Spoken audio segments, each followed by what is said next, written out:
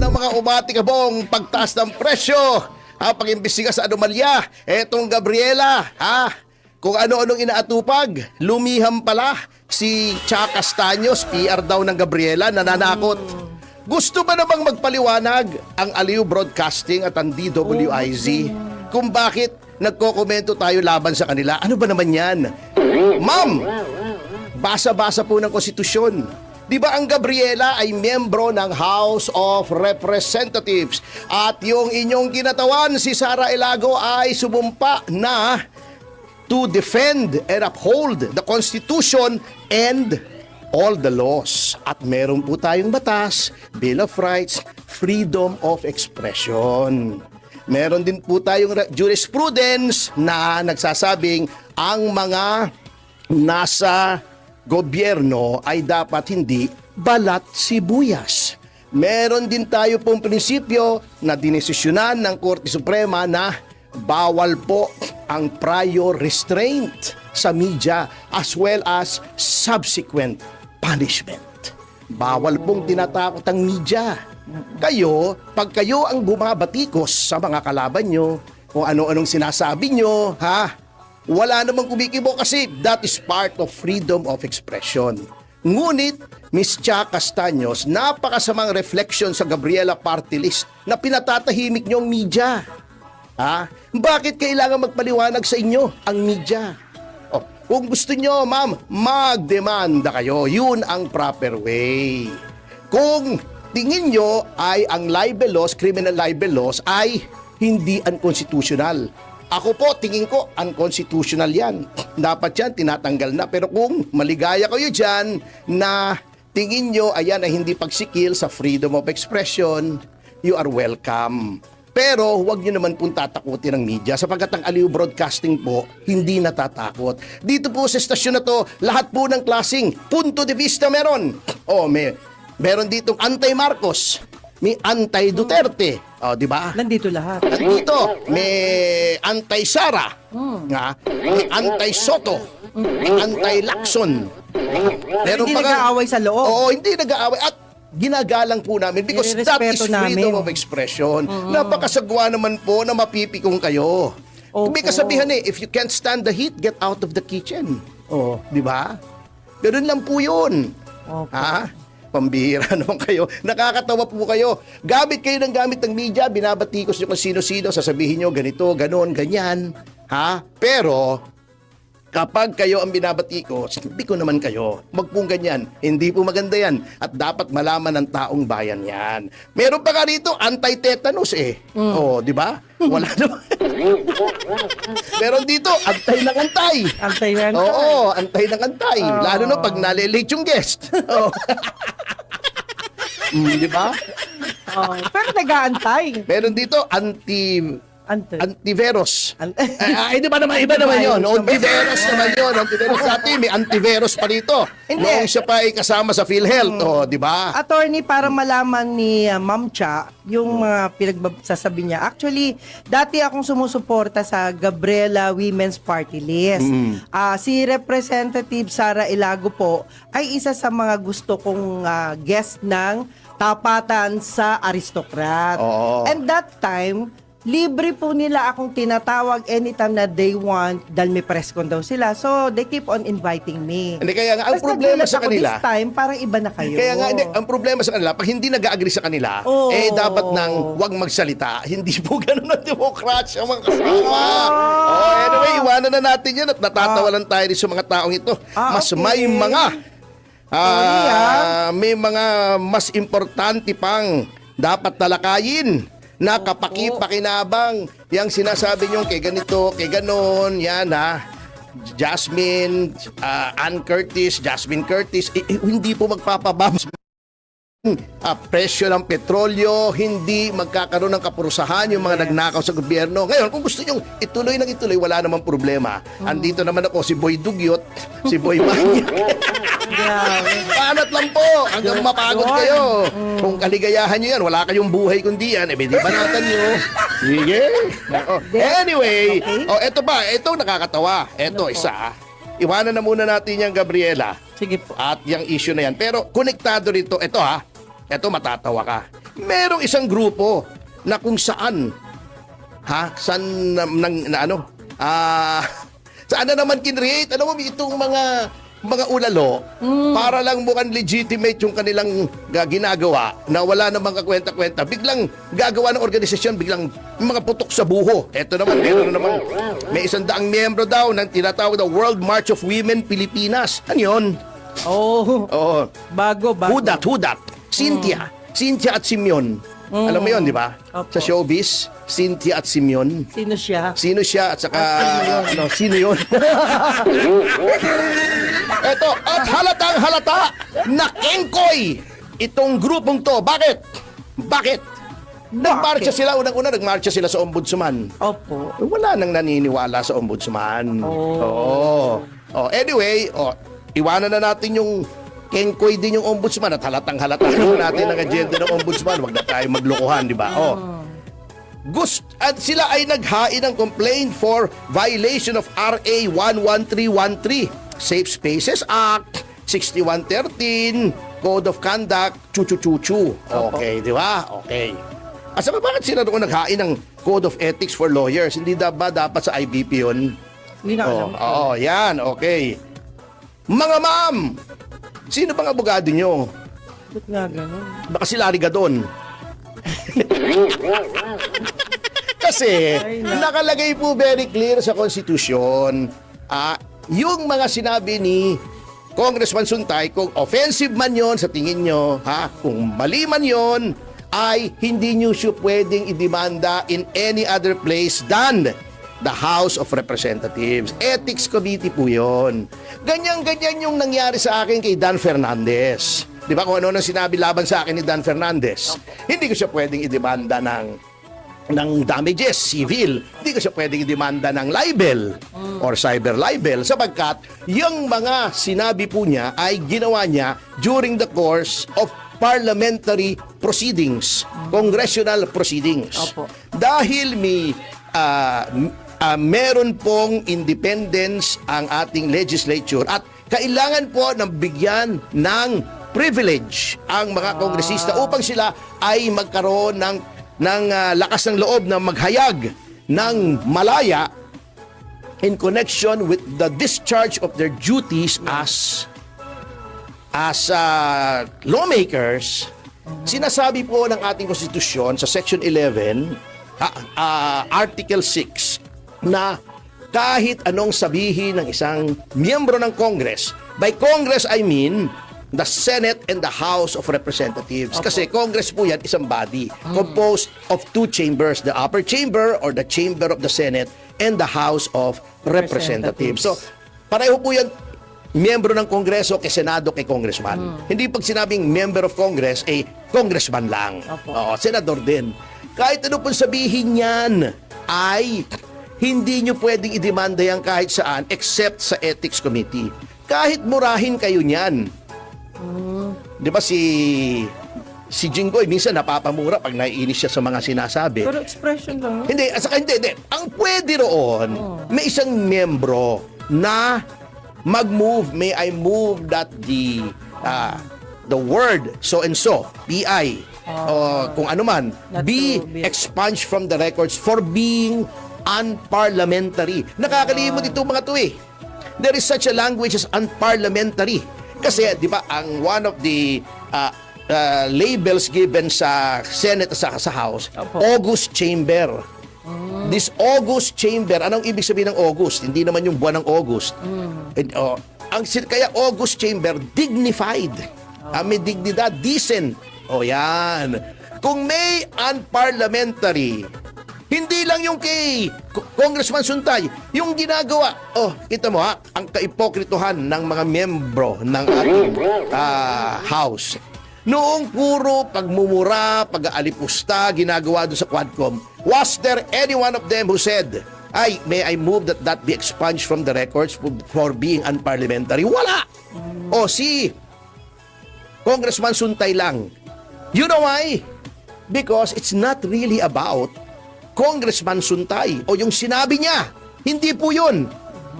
Kaya nagkakagulo itong mga to dahil si Congressman Suntay ay kinampian si Vice President Sara Duterte. Ayo. Huwag na tayo magkunwari. Bakit ko sinabi yan? Ito mo ha, ito, obvious na obvious mga kasama. Ayan o.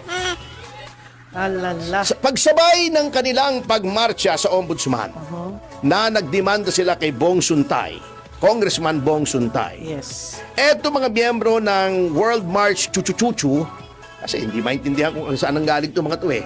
World March Chuchuchuchu, kaya yun ay nagano pa, nagpakyut pa na sila daw ay gumawa ng cleansing ritual kung saan binatikos nila ang corruption at violence. Sinong inakusahan nila ng corruption?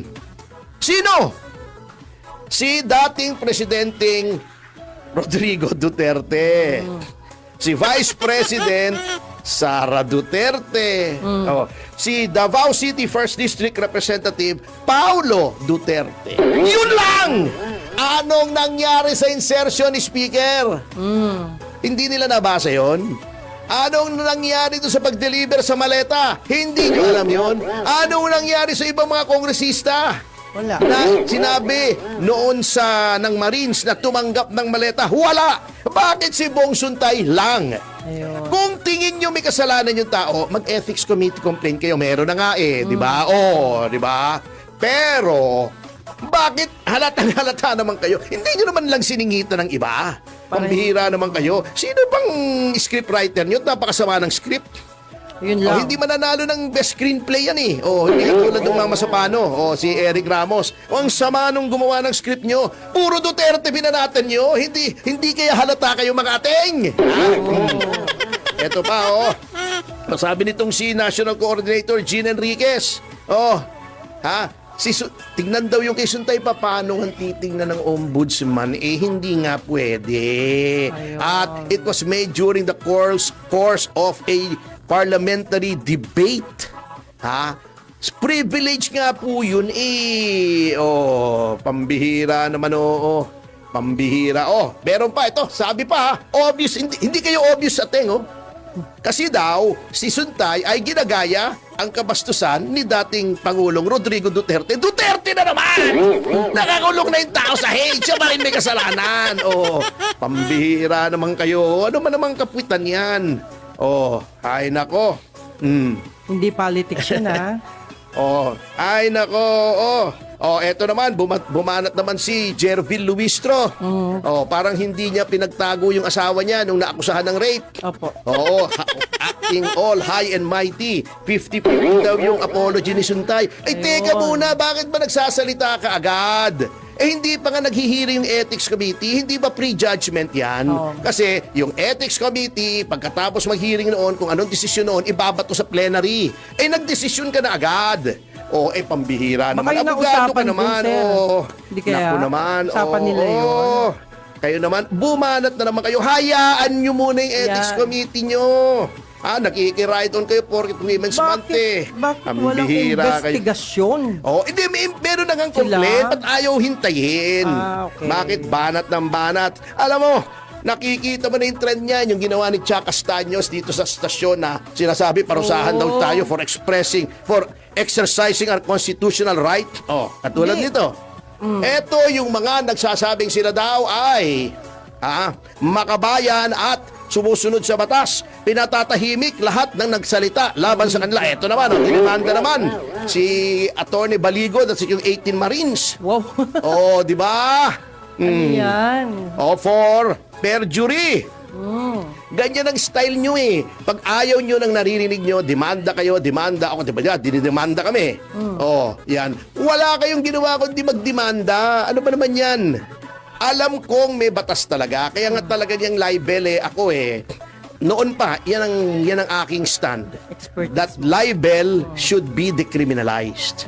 Kaya nga natuwa ako kay Riza noong nag-file siya ng 2022 ng ganyang panukala sa Senado. Opo. However, just to show you how hypocritical these yellows, these pinks, yung mga woke tards, mga liberals. When I say liberal, hindi yung partido, yung liberal na philosophy, Okay. ay pag sila ay naaapektuhan, wala nang prinsipyo sa kanila, upakan ka. Can you imagine the mental dishonesty of a person na magpa-file ka ng batas para hindi maging criminal ang libel pero magdedemanda ka under the same law that you were seeking to decriminalize? Anong kasing hypocrisy yun? Si Anne, sabi niya, all women deserve respect. Di ba? Eto, may narinig ba tayo? Ikaw ang tatanungin ko. Ako, hinanap ko rin, baka nagkakamali ako. Sapagkat ako'y nagkakamali, ay ako'y hindi tama. In the same way na ako'y hindi nagkakamali, ako'y tama. Opo. Ito na mangyari, nakikita niyo naman mga kasama, malakas ang aking tama. Ay, nako, Attorney, Sige, ha? etong si Shane. Tinali. Tinali parang aso, ginahasa ng mga commander ng NPA. Nabuntis. Ola. Men, narinig ba kayo dito sa mga ito na nagbibida na sila daw ay women's rights advocate? Laila, Gabriela, may narinig kami sa inyo? Wala. Yan, Kami, kinundi na namin ito. May nagreklamo. Yung nagsabi, talamak ang rape at sexual harassment sa mga babaeng miyembro ng NPA. May narinig kami sa inyo? Wala! Kami, kinundi na namin. Etong si Ali. Yung nagsabi, talamak ang rape at sexual harassment sa mga babaeng miyembro ng NPA. May narinig kami sa inyo? Wala! Kami, kinundi na namin. Etong si Alia Saysay. Ginawang sex slave ng mga commander. Sabi niya, I was raped and threatened that he will kill my husband if I will inform the committee. I wanted to kill him for repeatedly abusing me sexually. He should be executed. May narinig ba tayo sa mga ito? Wala! National Women's, Women's Month ngayon. Sige. Ano nangyari dito? Etong si Lady Desiree Miranda, dating chairperson ng Anak Bayan, Central Luzon. I was 19 years old, sabi niya, when I was first sexually abused by our commanding officer. I was raped again when I was 20 years old. I fell into depression after I was raped for the third time. May narinig tayo sa Gabriela? Wala. Sa Akbayan? Wala. Kabataan? Wala. Ann Curtis? Wala. Justin Smith? Wala. Siyempre, pag sila, doon lamang. Pero, Tony, bakit- Galing nyo, no? Ako, kagaya ko, hindi ako nagko-comment sa sinasabi ni Attorney kasi issue niya yun, di ba? Bakit kayo nagagalit, Ma'am Cha? Ano bang dahilan? Hayaan mo siya magalit. Pakialam natin sa galit niya. Gusto mo ako magsalita, gusto mo magalit kay Attorney? Why? Programa niya to. Yes, show. Topasyo. Hindi po aking to. Huwag ka daw sumang-ayon kahit tama. Gusto nila, sa kanila ka lang sumang-ayon. Ay, ganun? Yun ang mabigat. Siguro invited po namin kayo. Punta kayo dito at i-justify ninyo yung gusto nyo mangyari sa amin. Hindi nila ma-justify. Pero pumunta pa rin please, kayo. do Eto so. Eto ang atupagin nyo. Kesa kung ano-anong inaatupag nyo, mga kababayan. Anong ginawa, anong nangyayari? Ano nangyayari? Diba? Sa gitna ng krisis, nagegera sa Middle East. Hinarang yung Strait of Hormuz. Yung bang Strait of Hormuz, diba doon dumadaan? Yes. Kung may Strait of Hormuz, meron bang Gay of Hormuz? Wala, no? Baka may magalit na naman dyan, Ayun na naman, Wala kayong sense of humor. Sa humor pala. Wag kayo! Attorney, mention ng subject. Bakit? Hindi, Strait Bawal of eh. Hormuz. Hindi bawal, freedom of speech. Sila sabi nila bawal. Bawal sa kanila. Ibang mindset nila Okay. Bago, tayo pa daw ang diktador, tayo pa daw ang pasista. Hello! Anyway, mabalik tayo rito. Sa gitna ng krisis na ngayon, for the first time since the 1970s, kagabi ako nakakita ng pila sa gasolinahan. Noon, 73 ba yun? O yung nagkaroon ng oil crisis? Hindi pa kaya ata buhay noon eh. Grabe. Wala pang buhay dito sa newsroom. Ang babata pa nitong mga ito eh. Hindi pa kami nagpapagas. Noon, yung OPEC gas, yung OPEC kinat daw ng production. Nagka-gas crisis sa buong mundo. Pila sa gasolinahan. Ngayon lang ulit ako nakakita ng pila kagabi. Hindi, kasi naman, hinahabol naman nila yung price increase kasi napakalaki. Pagtaas. Oo, ng pagtaas. Ako na lang yata hindi tumataas eh. Bakit daw nakuha pang mag-party-party sa Malacanang bago pumunta New York? Yan ang natupagin nyo kasi ang pera ng bayan. Apektado ang bayan dyan. Yun lang. Hindi kung ano-anong masyado kayo sensitibo. Para kayong okay, tinggil. pikon.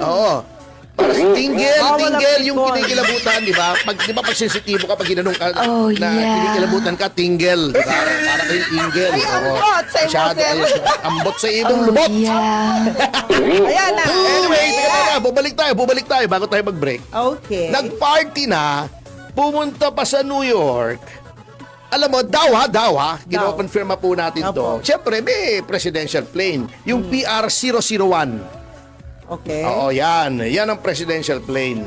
Pero, ayon sa mga balita, hindi pa naman kumpirmado. Opo. Meron pang isang parang backup na sumunod. Yung RPC-5219.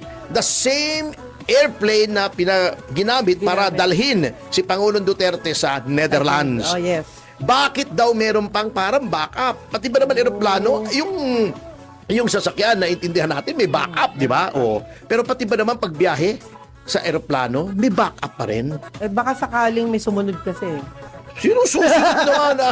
Ang high-tech naman. Meron bang naggalit kay BBM na may Wala. fighter jet? Walang Ang bira galit sa naman, kanya. Anyway, ang sabi ng iba, masarap ang patis.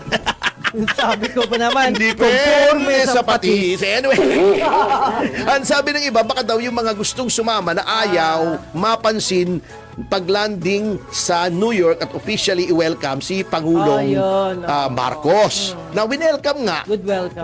Good welcome. May mga demonstrador din na nasa labas ng hotel niya. Di ba? Nakita mo ba yung video? Sinugod. Oo, Yung New kumakanta ng Marcos magnanakaw. Sila grabe. nagkwenta noon ha. Inuulit ko lang, hindi ako nagsasabi. Baka may magalit na naman dyan. Wala ka naman dyan. Sabi kasi nitong mga nakakaintindi sa negosyo ng plane charter ay yun daw biyahe na yon papuntang Pilipinas, papuntang JFK at pabalik ay 31 million pesos Wow. ang gastos.